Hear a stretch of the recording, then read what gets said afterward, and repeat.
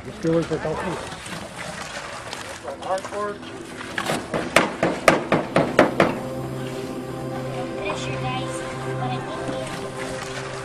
Hardcore.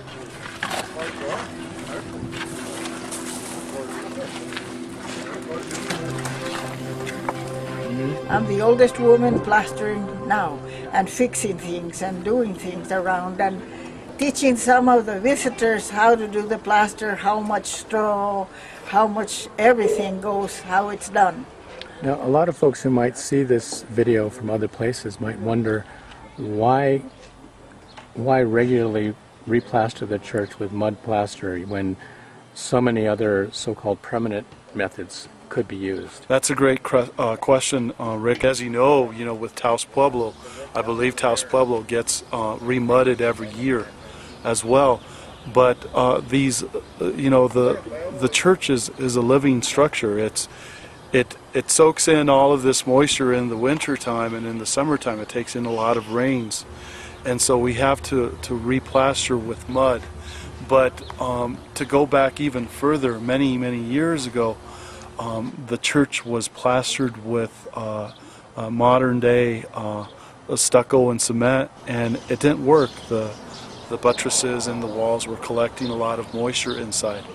So what was decided back then, and I think this was like in the early 70s, late 60s, early 70s, is that the church, we had to go back to the traditional method of keeping the walls preserved so that the moisture wouldn't get to the adobe. So after many months of making adobes to rebuild the buttresses and getting the church to where we wanted it to be as far as the structure is concerned, we ended up plastering, which is how it used to be back in the old days. And so we find that it has to be done on a yearly basis. And believe me, I don't mind it at all, because it's really a good way. I think it's God's way of bringing His people together on an annual basis to work on the structure.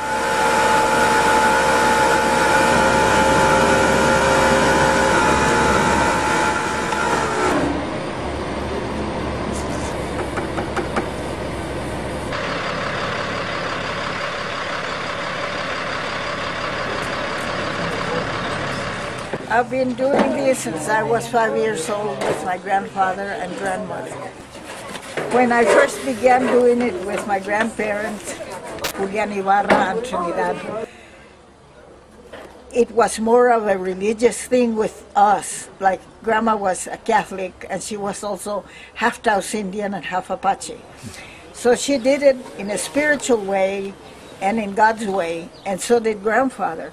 So I grew up thinking that what I did for the church was in honor of God.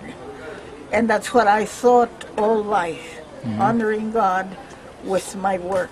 I definitely look at it not as a religious obligation, it's part of our faith. It goes with our faith in keeping our house of worship intact and making sure that we do have a house of worship to go to.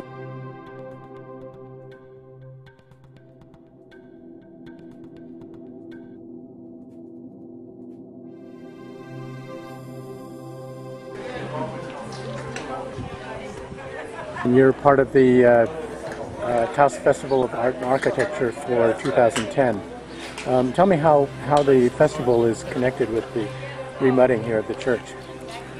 Steve Parks, the director of Parks Gallery, who is pretty much heading up the TFAA right now, had suggested over a year ago that one of the things we might want to connect with was the church, and how important the ongoing process was to keep the church in good shape doing the Enjare. So he contacted the father, and he was very enthusiastic about having us help bring volunteers to the project. So I volunteered to take on that part of it. And we've got people coming, there's a lady coming all the way from Los Angeles who heard about this and would love to be involved. So we've had people showing up in little dribs and drabs all week and into next week as well.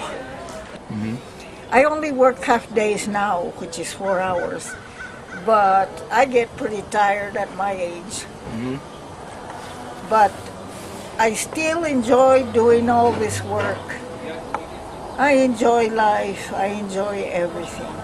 And sometimes when no one talks to me and I'm doing my work, I'm praying for all the sick people in the parish. We have a lot of sick people in the parish. And I'm praying for them that God will save them if it's His will, to help them get over their illnesses, to help them get over their pain and everything, because that's what I believed all life. I had diabetes since 1992, and it's controlled. But like I tell everybody else, you know, you can control a lot of things with diet, but first of all, with the help of God. As I get older, I get more faithful to God. You know, it happens all the time.